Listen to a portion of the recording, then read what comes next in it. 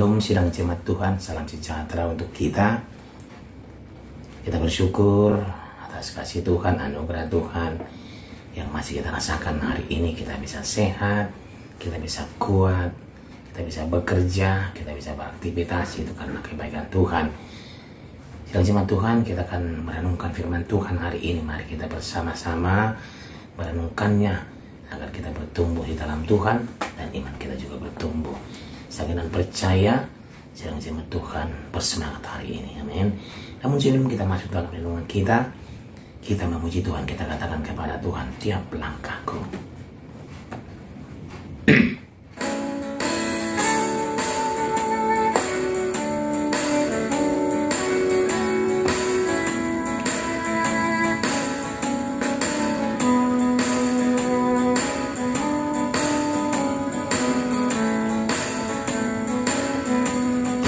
langkahku diatur oleh Tuhan dan tangan kasih-Nya memimpinku di tengah badai dunia menakutkan. Hatiku tetap tenang teduh, tiap langkahku ku tahu yang Tuhan pimpin ke tempat tinggiku dihantarnya. Hingga sekali nanti aku tiba di rumah Bapa surga yang bakal. Waktu imanku mulai goyah dan bila jalanku hampir sesat, ku pandang Tuhanku penebus dosa. Ku teguh sebab Dia dekat, tiap langkahku ku tahu yang Tuhan pimpin ke tempat tinggiku dihantarnya. Hingga sekali nanti aku tiba di rumah Bapa surga yang bakal. Amin. Firman Tuhan untuk hari ini dari kitab Yosua pasal 16 ayat 1 sampai 10, ayat 1 sampai 10, dan kitab Yosua pasal 17 ayat 1 sampai 6. Demikianlah firman Tuhan. Kemudian keluarlah undian bagi Bani Yusuf batas mereka mulai dari sungai Yordan dekat Yeriko, di sebelah timur mata-mata air Yeriko, melalui padang gurun yang naik dari Yeriko ke pegunungan ke Betel, keluar dari Betel menuju ke Luz, terus ke daerah orang Arki, ke Atarot, turun ke barat ke daerah orang Yaflet, sampai daerah Bet Horon Hilir, dan selanjutnya sampai Gezer dan berakhir di laut. Demikianlah Bani Yusuf, yakni suku Manasye dan suku Efraim, menerima milik pusaka. Daerah Bani Efraim menurut kaum-kaum mereka ialah demikian. Batas milik pusaka mereka ke timur ialah Atarot Adar sampai ke Bet Horon Hulu. Ke barat batas itu keluar di sebelah utara Mikmetat. Kemudian batas itu membelok ke timur Tanat Silo, dan dari sana terus sampai ke sebelah timur Yanoah. Turun dari Yanoah ke Atarot dan Naharat, menyinggung daerah Yeriko dan keluar ke sungai Yordan. Dari Tapua batas itu terus ke barat ke sungai Kana dan berakhir ke laut. Itulah milik pusaka suku Bani Efraim menurut kaum-kaum mereka. Selanjutnya bagi Bani Efraim ditentukan kota-kota terpisah di tengah-tengah milik pusaka Bani Manasye. Segala kota itu dengan desa-desanya. Tetapi orang Kanaan yang diam digeser, tidaklah dihalau mereka.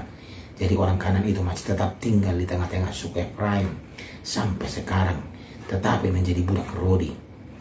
Bagian undian yang ditentukan bagi suku Manasye, sebab dialah anak sulung Yusuf, ialah demikian kepada Makir anak sulung Manasye. Bapa Gilead telah diberikan Gilead dan Basan karena ia seorang tentara. Jadi bagian itulah yang ditentukan bagi anak-anak Manasye yang lain menurut kaum-kaum mereka, yakni bagi Bani Abiezer, Bani Helek, Bani Asriel, Bani Sekem, Bani Hefer, dan Bani Semida. Itulah keturunan yang laki-laki dari Manasye bin Yusuf menurut kaum-kaum mereka. Tetapi Jelafehat bin Heber bin Gilead bin Makir bin Manasye tidak mempunyai anak laki-laki, tetapi hanya anak perempuan. Inilah nama anak-anaknya itu, Mahla, Noah, Hogla, Milka, dan Tirza. Mereka datang menghadap Imam Eleazar dan menghadap Yosua bin Nun serta para pemimpin dan berkata, Tuhan telah memerintahkan kepada Musa untuk memberikan milik pusaka kepada kami di tengah-tengah saudara-saudara kami. Sebab itu diberikannya kepada mereka milik pusaka di tengah-tengah saudara-saudara ayah mereka sesuai dengan titah Tuhan. Demikianlah kepada suku Manasye jatuh 10 bidang tanah selain dari tanah Gilead dan Basan yang di seberang Yordan. Sebab anak-anak perempuan Manasye telah menerima milik pusaka di tengah-tengah anak-anaknya laki-laki, sedangkan tanah Gilead ditentukan bagi anak-anak lelaki Manasye yang lain. Demikian pembacaan firman Tuhan.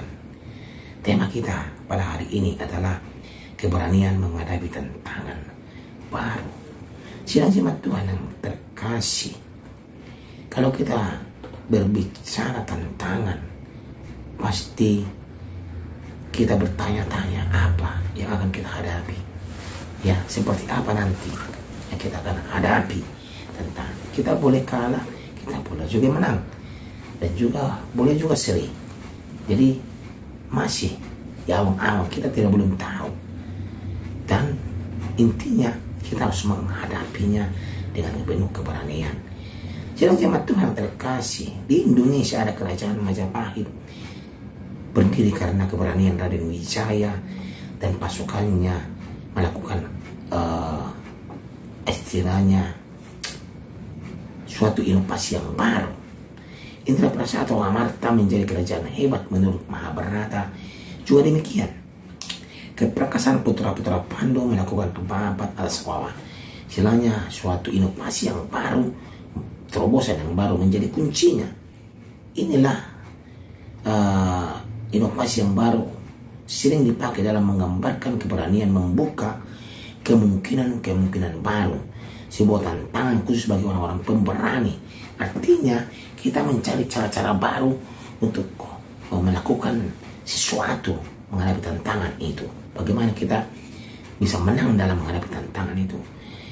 Di sini kita belajar dari suku Efraim dan Manasye. Kepada suku Manasye dan Efraim, Yosua memberikan tantangan. Dan kau ini bangsa yang banyak. Ini kata Yosua ya. Jumlahnya dan mempunyai kekuatan yang besar. Tidak hanya satu bagian undian ditentukan bagimu, tetapi pegunungan itu akan ditentukan bagimu juga. Dan karena tanah itu hutan, haruslah kamu membukanya. Kamu akan memilikinya sampai kepada ujung-ujungnya, sebab kamu akan menghalau orang Kanaan itu, sekalipun mereka mempunyai kereta besi dan sekalipun mereka kuat. Itu kata Yosua kepada mereka. Mereka dikasih tantangan yang luar biasa. Mereka dikasih wilayah, tetapi di dalam wilayah itu yang diberikan kepada suku Manasye, ada yang mereka harus hadapi, ya, agar kelangsungan suku mereka itu terjamin. Suku keturunan Yusuf itu harus mengalahkan bangsa Kanaan. Bangsa itu terkenal dengan ketangguhan kereta besi dan keterampilan berperangnya. Mampukah mereka mengalahkannya? Ini tantangannya. Ternyata keberanian keturunan Yusuf melakukan suatu terobosan baru membuat bangsa Kanaan takluk, membuat suatu rencana-rencana baru agar mereka menang menghadapi tantangan itu. Istilahnya di sini tantangan baru artinya sebuah keberanian untuk menghadirkan alternatif baru sekaligus mengoreksi pandangan yang lama. Artinya di sana memang ada cara-cara lama untuk menghadapi tantangan ini, tapi kita harus bisa belajar dari yang lama ini bagaimana caranya biar kita menang. Istilahnya kita cari cara-cara yang baru gitu. Semangat utamanya adalah membawa kebaikan bersama kepada seluruh ciptaan. Dalam hal inilah umat Kristen ditantang untuk berani menghadirkan imajinasi baru guna menghadirkan kebaikan bagi kita semua. Di tengah situasi krisis air misalnya contohnya, komunitas Kristen harus berperan mengedukasi tentang budaya mengerti air, menghemat air, menjaga sumber daya air. Pandangan teologis yang tidak menghormati kelangsungan mata air harus ditinggalkan. Sebagai gantinya, kita harus membangun pandangan Kristiani dalam memahami budaya air. Artinya di sana kita pun harus ikut andil bagian dalam menghadapi tantangan baru. Terlebih kita sekarang ini baru memasuki tahun 2025. Tantangan kita belum tahu tantangan apa yang akan kita hadapi. Belum tentu sama tantangannya di tahun 2024 kita. Tantangan di tahun 2025 ini kita harus menghadapinya dengan keberanian. Kita jangan ciut, kita jangan pesimis, harus optimis kita menghadapinya. Walaupun jatuh bangun kita menghadapinya, walaupun kita merasa tidak mampu, jangan ya, tetapi kita punya Tuhan Yesus Kristus yang menopang kita, memberikan kita kekuatan untuk menghadapi tantangan itu. Seperti suku Manasye, Tuhan menolong mereka menghadapi bangsa Kanaan yang begitu tentaranya memiliki kata habisi katanya, tetapi mereka menang. Ya, kita pun begitu. Wilayah-wilayah kita seperti keluarga kita harus kita pertahankan. Pekerjaan kita, rumah kita dengan penuh keberanian walaupun tantangan apapun itu. Ya, jangan kita percaya kepada kita belajar bagaimana kita menghadapi tantangan yang ada di depan kita, di kehidupan kita. Jangan putus asa, jangan bimbang, jangan ragu, undang Tuhan, libatkan Tuhan. Itu yang penting. Ya, silakan jemaat Tuhan. Beginilah renungan kita hari ini.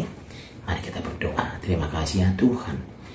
Untuk renungan hari ini kami belajar bagaimana kami caranya menghadapi tantangan yang ada di depan kami. Kami mau ya Tuhan, tantangan-tantangan kami ini kami hadapi dengan hati yang sungguh-sungguh, dengan keberanian kami, dan kami undang Tuhan untuk ikut campur tangan dan menghadapi tantangan ini. Biarlah Tuhan tantangan ini dapat kami hadapi dan dapat kami taklukkan dalam kehidupan kami. Dalam nama Tuhan Yesus Kristus kami berdoa. Amin. Tiap langkahku